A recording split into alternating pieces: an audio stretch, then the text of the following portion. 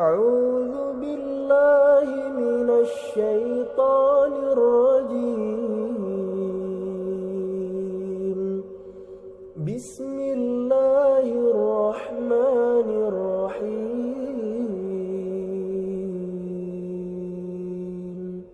Bismillah, wassalatu wassalamu ala rasulillah wa ala alihi wa sahbihi wa mawalah, la hawla wa la quwata illa billah.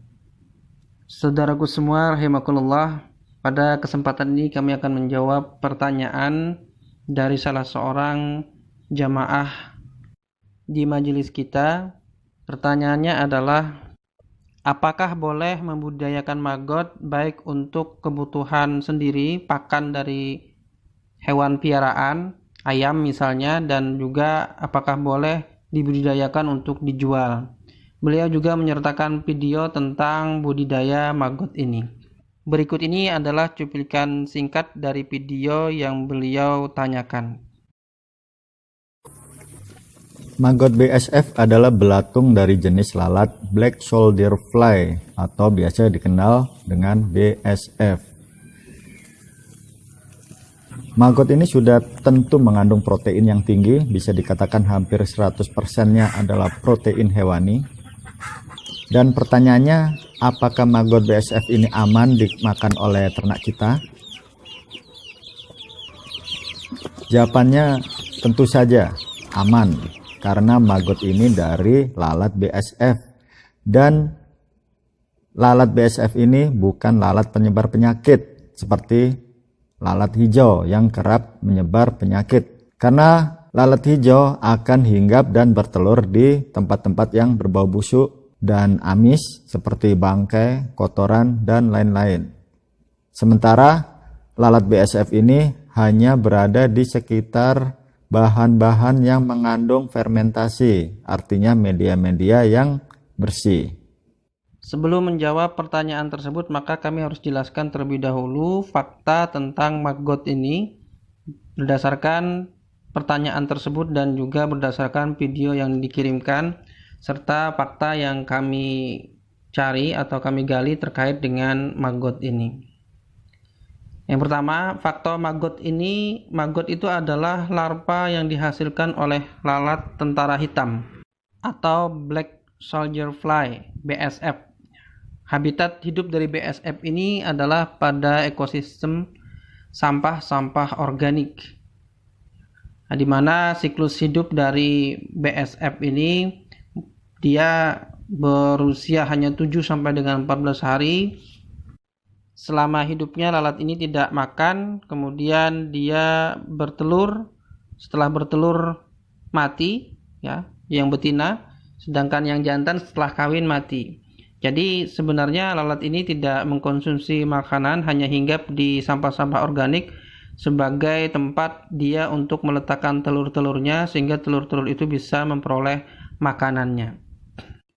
Nah, telur-telur BSF inilah yang menjadi larva, ya, atau maggot tadi. Maggot BSF atau larva BSF. Nah, bagaimana hukum syara dari BSF ini? Lalat tentara hitam atau BSF ini masuk dalam kategori binatang al-hasyarat atau yang disebut dengan hewan melata. BSF ini termasuk al-hasyarat yang haram dimakan.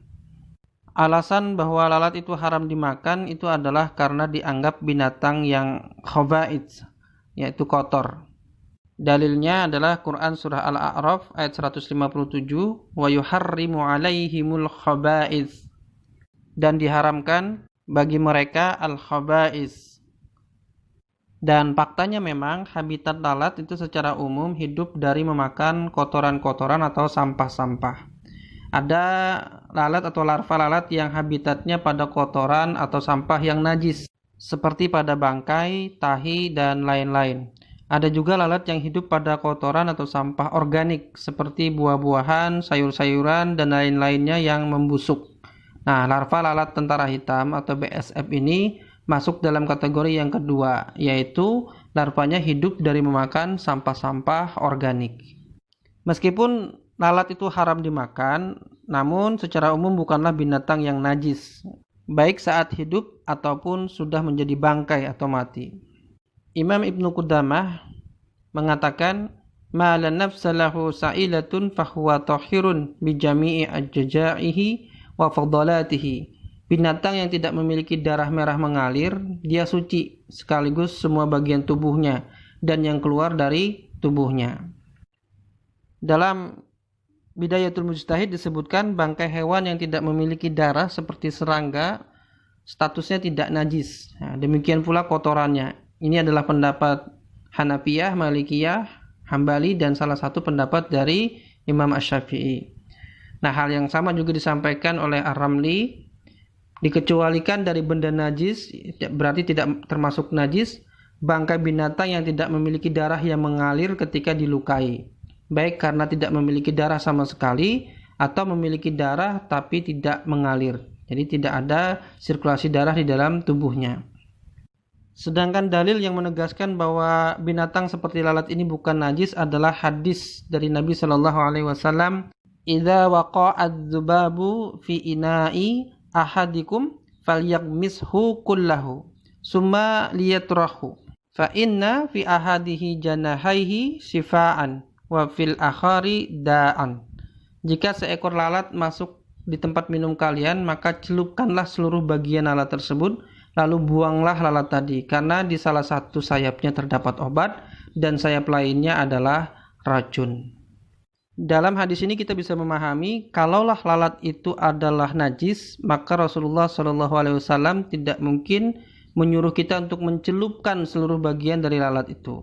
Sebab dengan mencelupkannya akan membuat minuman kita menjadi najis. Tapi itu diminta untuk dicelupkan. Ini menunjukkan bahwa lalat ini bukan najis. Jadi kesimpulannya, lalat itu meskipun haram dimakan, namun dia bukan binatang yang najis. Kemudian pertanyaan berikutnya adalah bagaimana hukum syara membudidayakan larva BSF? Membudidayakan larva lalat BSF untuk dijadikan makanan ternak hukumnya mubah. Sebab memanfaatkan larva lalat tersebut mengikuti hukum memanfaatkan lalat yang menghasilkannya. Lalat tersebut hukumnya secara umum boleh dimanfaatkan.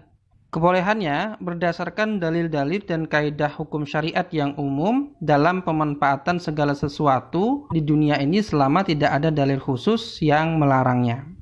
Dalil-dalil umum kebolehan memanfaatkan segala sesuatu yang diciptakan oleh Allah Subhanahu wa taala di muka bumi ini misalnya adalah Quran surah Al-Baqarah ayat 29, kemudian Quran surah Al-Jasiyah ayat 12 dan ayat-ayat lain yang senada. Nah, terkait dengan lalat secara umum tidak terdapat larangan khusus dalam pemanfaatannya kecuali larangan untuk memakannya saja karena dianggap kotor atau al-khaba'its. Dengan demikian, budidaya larva BSF untuk dimanfaatkan sebagai makanan ternak itu hukumnya jaiz atau boleh. Saudaraku semua jamaah MIDS rahimakumullah, kemudian pertanyaannya, apa hukumnya memperjualbelikan larva BSF ini? Nah, memang terdapat hadis yang melarang memperjualbelikan sesuatu yang haram untuk dimakan. Innallaha azza wa jalla idza harrama akla syai' harrama samanahu. Sesungguhnya jika Allah azza wa jalla mengharamkan memakan sesuatu, maka dia pun melarang upah atau hasil penjualannya. Ya, jamaah rahimakumullah, namun hadis ini adalah hadis yang bersifat khusus yang terkait menjualbelikannya untuk dimakan oleh manusia. Sedangkan kalau dimanfaatkan untuk hal lain selain dimakan, maka boleh hukumnya. Sebab lalat tersebut dan larvanya bukanlah binatang yang najis. Nah, pemanfaatannya selain untuk dimakan dikembalikan kepada keumuman dalil terkait memanfaatkan apa saja yang ada di muka bumi selama tidak ada larangan khusus dalam pemanfaatannya. Ini sesuai dengan kaidah syara' al-am ba'da at-takhsis hujjah bi al-baqai. Dalil umum setelah dikhususkan tetap menjadi dalil bagi sisanya yang dikecualikan. Nah, khusus untuk jual beli binatang al-hasyarat ya seperti ulat, lalat, lebah, semut dan sejenisnya, hukumnya boleh selama memiliki manfaat yang mubah bagi manusia. Imam Al-Haskabi menyebutkan inna zawaz al-bai' yaduru ma'hil al-intifa. Sesungguhnya bolehnya jual beli al-hasyarat itu bergantung pada adanya pemanfaatan yang bersifat mubah. Yusuf As-Sabatin di dalam kitabnya Al-Buyu juga menyebutkan khusus untuk binatang yang haram dimakan, hukumnya boleh diperjualbelikan jika memenuhi 2 syarat. Pertama, binatangnya harus suci, bukan najis. Yang kedua, binatangnya memiliki manfaat yang mubah bagi manusia. Sehingga jika lalat atau larva lalat tersebut dijual untuk selain makanan bagi manusia, misalnya menjadi pakan ternak, maka hukumnya boleh. Nah, pembahasan ini untuk larva lalat yang diberi makanan dengan makanan yang bukan najis. Sedangkan kalau diberi makanan dengan makanan yang najis, maka binatang itu juga akan berubah menjadi binatang jalalah, yaitu binatang yang mengandung najis. Oleh karena itu binatang itu harus disucikan ya dari najis itu dengan mendiamkannya dan memberi makannya sampai pada waktu dianggap bahwa najis di dalam tubuhnya itu hilang. Baru boleh diperjualbelikan. Kesimpulannya, yang pertama, lalat tentara hitam atau BSF juga larvanya itu adalah binatang yang suci, bukan najis, namun haram dimakan. Yang kedua, budidaya larva atau maggot lalat tentara hitam ini untuk pakan ternak hukumnya boleh dengan syarat larva tersebut tidak diberi makan dengan kotoran atau sampah yang najis. Yang ketiga, memperjualbelikan lalat atau larva lalat tentara hitam ini untuk manfaat yang mubah bagi manusia hukumnya boleh. Wallahu a'lam bishawab. Hadanallahu wa iyyakum ajma'in. Subhanakallahumma wa bihamdika asyhadu an la ilaha illa anta astaghfiruka wa atubu ilaik. Wassalamualaikum warahmatullahi wabarakatuh.